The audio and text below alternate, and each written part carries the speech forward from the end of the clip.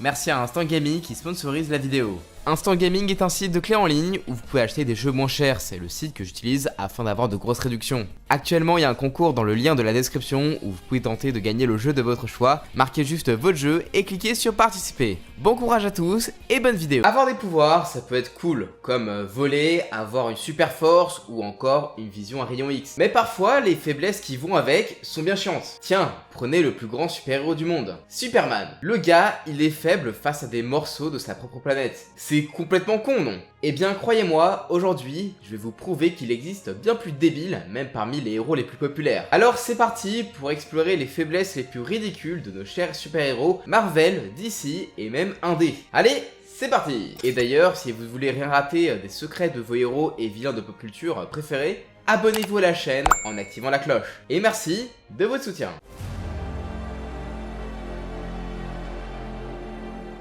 Déjà qu'avoir des faiblesses quand vous avez des pouvoirs, c'est relou. Le pire, c'est quand votre faiblesse, on peut la trouver littéralement partout. Et pas juste par flemme scénaristique comme les vilains de Superman qui sortent de la kryptonite comme s'il en pleuvait. Non, là je parle vraiment de faiblesses à des trucs qu'on peut simplement trouver au supermarché. Et le premier de la liste n'est nul autre que Spider-Man. Et ouais, Spidey possède une faiblesse bien pourrie dont j'ai déjà parlé dans cette vidéo vieille de 2 ans. Sa faiblesse aux insecticides. Ouais, quand on obtient les capacités d'une araignée, faut aussi être prêt à risquer de recevoir les faiblesses. Cette faiblesse, pourtant ultra basique, permet quand même de ralentir ses réflexes et de diminuer sa force, le rendant, d'après ses propres mots, aussi faible qu'un chaton. Ce qui est fou, c'est que ça n'a été utilisé que par Spencer Smythe et son fils Alistair, les Spider Slayers. Genre, personne n'a eu l'idée de gazer un mec araignée avec un gaz anti-araignée. Ouais, c'est dingue. Je me demande même si ça marche sur les autres Spider Totem. Après, aussi puissant que ça puisse être, vu que Spider Slayer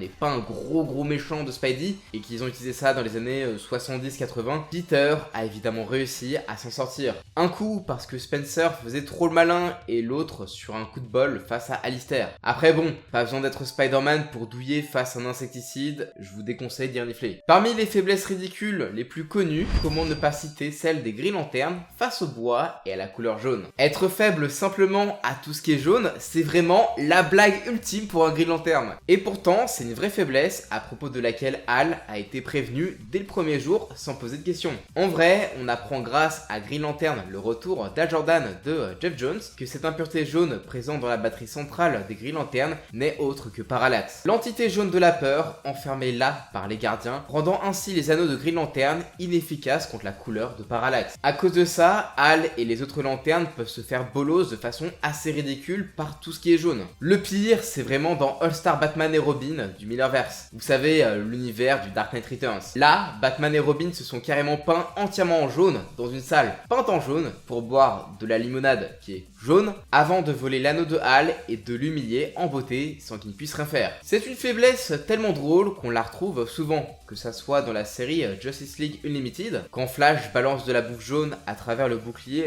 de John Stewart, ou dans DC Vampire, quand Batman handicape Hal Jordan vampire avec de la poudre jaune. Heureusement que cette faiblesse n'a plus lieu d'être maintenant que Parallax n'est plus dans la batterie centrale. Pour le bois, c'est un truc unique à Alan Scott, le Green Lantern de l'âge d'or. Au début de son existence, on savait pas trop d'où venait cette faiblesse débile qui faisait que son anneau ne fonctionnait pas sur le bois, mais en 1991, donc après Crisis on Infinite Earths, où son origine est désormais liée au corps des Green Lantern, on apprend que son anneau était celui d'un méchant Green Lantern qui tyrannisait le monde et surtout la Terre. Comme il n'avait pas encore la faiblesse au jaune implantée par les gardiens, il était virtuellement inévitable. Mais après son massacre en Chine, lorsque les villageois à bout de nerfs ont chopé des battes en bois pour essayer de se le faire, les gardiens y ont vu une opportunité et ont rendu l'anneau faible bois. Anneau qui finira par cramer dans l'atmosphère et être reforgé avec sa lampe différemment, ce qui explique pourquoi Alan Scott est différent des autres Green Lantern. Alors, c'est beaucoup mieux que l'explication qui vient du Elseworld de Superman et Batman Génération 2, où là, c'est juste un blocage mental parce que la première fois qu'il s'est fait attaquer en Green Lantern, c'était avec une batte en bois. Oui, c'est complètement con et dire que cette faiblesse est encore canon aujourd'hui. En plus, Alan Scott n'est pas le seul avec une faiblesse aussi naturelle, on va dire. Pour Power Girl, c'est même pire. Elle est vulnérable à n'importe quel matériau naturel brut et non traité, qui correspond à, en fait, tout ce que tu trouves en dehors, genre des cailloux, des branches, enfin, etc. quoi. Une faiblesse bien chelou qu'on a vu qu'une seule fois en 97 et qui a sûrement un lien avec les nombreux retcons que s'est pris le personnage depuis sa création. Genre, c'est cool d'avoir tous les pouvoirs d'un kryptonien, mais si c'est pour se faire buter par une branche, bah c'est pas franchement mieux que de la kryptonite.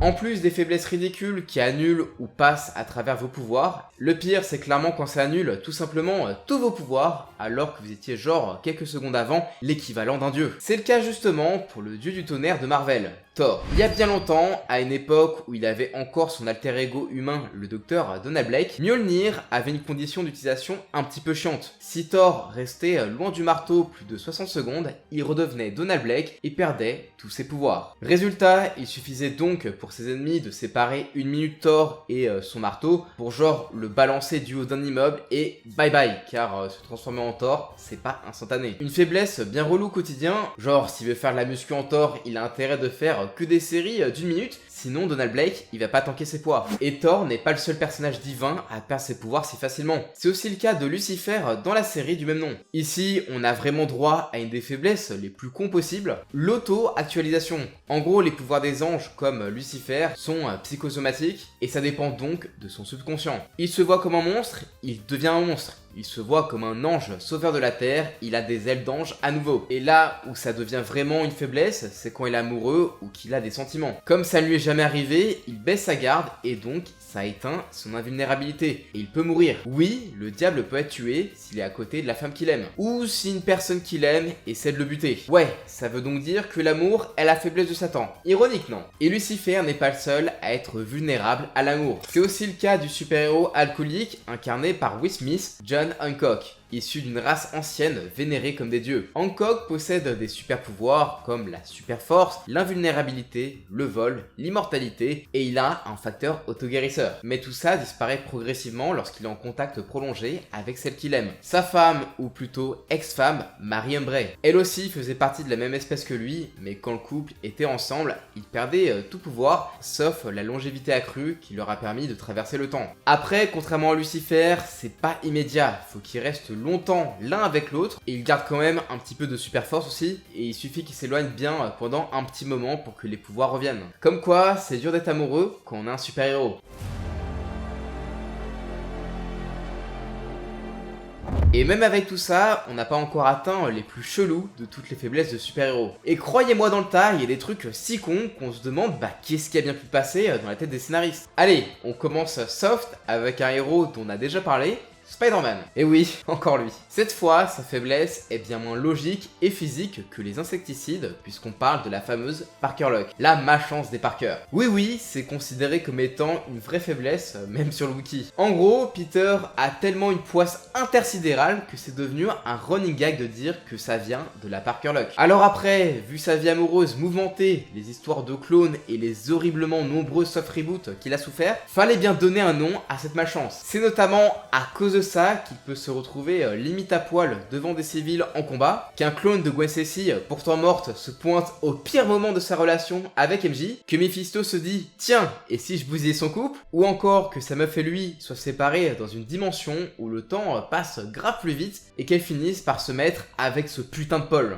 Le seul mec vivant là-bas parce que pour elle, il s'est passé plusieurs années alors que pour Peter, c'était quelques jours. En gros, la Parker Luck, c'est juste devenu un mème, un prétexte pour justifier que les scénaristes font de la merde avec le perso. Vraiment, il s'en prend plein la gueule tous les jours et il peut pas être heureux. Tu m'étonnes que les fans de Spider-Man soient les plus frustrés ever. D'ailleurs, n'hésitez pas à me dire en commentaire si ça vous chaufferait un sujet là-dessus parce que faut vraiment qu'on parle de Paul et des reboots. Ensuite, on va parler d'un personnage quasiment inconnu en France. Enfin bon, sauf si vous avez fait le jeu vidéo. Et pourtant, c'est un super-héros bien badass avec une faiblesse bien étonnante. J'ai nommé Darkness. Cette création de Garth Ennis, Mark Silvestri et David Wall pour Topco Production est une des deux forces élémentaires de l'univers représentant le chaos, le mal et les ténèbres. Cette force qui a donné leur âme aux humains est en guerre contre Dieu depuis des millénaires et se sert d'un autre humain mauvais pour agir contre son ennemi juré, représentant de la lumière, Angelus. Même si The Darkness file à ses hôtes plein de pouvoirs stylés comme des capacités physiques améliorées ou la possibilité de créer plein de constructions faites de ténèbres comme des tentacules tentacules ou toutes sortes d'armes, t'as une faiblesse un petit peu handicapante. Lorsque l'hôte de The Darkness met une femme enceinte et qu'elle accouche d'un garçon, le bébé devient le nouvel hôte et l'ancien meurt instant. Ouais, vaut mieux que l'autre ne soit pas un queutard qui oublie les capotes, sinon ça peut être très vite ciao pour lui. Ouais, un peu con quand même. Mais attention, car là, on atteint le maximum de la connerie avec les deux faiblesses d'une héroïne pourtant devenue une icône du féminisme, Wonder Woman. Et oui, la belle et puissante Amazon possède les deux faiblesses les plus connes possibles, les attaques perçantes et être attachée par un homme. Non, c'est pas une blague. Pour ce qui est des attaques perçantes, bah en fait, si elle se prend une balle, pas sur ses bracelets, mais sur son corps, bah ça la fait mal. C'est une faiblesse qu'elle a toujours à l'heure actuelle, mais qui est vraiment inconsistante, en plus d'être débile et inexpliquée vu sa résistance, sa force et sa vitesse. Mais là où vraiment on atteint les tréfonds de la bêtise, c'est avec sa faiblesse au bandage, qui a quand même duré de sa création jusqu'aux années 80. A priori, ça viendrait d'une loi d'Aphrodite qui dit que si les bracelets d'une Amazone sont attachés par l'action d'un homme, alors l'Amazone perdra tous ses pouvoirs, rendant ainsi la puissante Wonder Woman aussi inoffensive qu'un chaton. Une faiblesse hyper sexiste et choquante, je trouve, surtout quand on sait qu'elle a duré presque 40 ans. Genre, 40 ans, c'est 15 ans de plus que moi, quoi, c'est énorme, quoi. Genre, ça fait presque une demi-année, quand même. Oui, allô, d'ici, oui, je vous appelle, ça va, y a pas trop de problème, là, parce que... Oh, c'est chelou, quand même. Comme quoi, les super pouvoirs, même les plus cool, peuvent se retrouver vulnérables face à tout un tas de choses idiotes qu'on n'aurait même pas pensé. En fait, c'est la loterie. Donc finalement, Superman et son allergie aux radiations de la Terre de sa propre planète, c'est pas si con que ça. Et vous, parmi toutes ces faiblesses, c'est laquelle la pire? Perso, ne pas faire d'enfant, je trouve ça chaud parce que j'ai envie de fonder une famille quand même. Et vous, si vous avez des pouvoirs, à votre avis, si vous devez avoir une faiblesse, laquelle est la moins pire? N'hésitez pas à me le dire dans les commentaires. Si la vidéo vous a plu, je compte sur vous pour mettre vos plus gros likes, partager la vidéo et vous abonner en activant la cloche pour donner de la force à la chaîne. Et sur ce, moi je vous dis à la prochaine, ciao!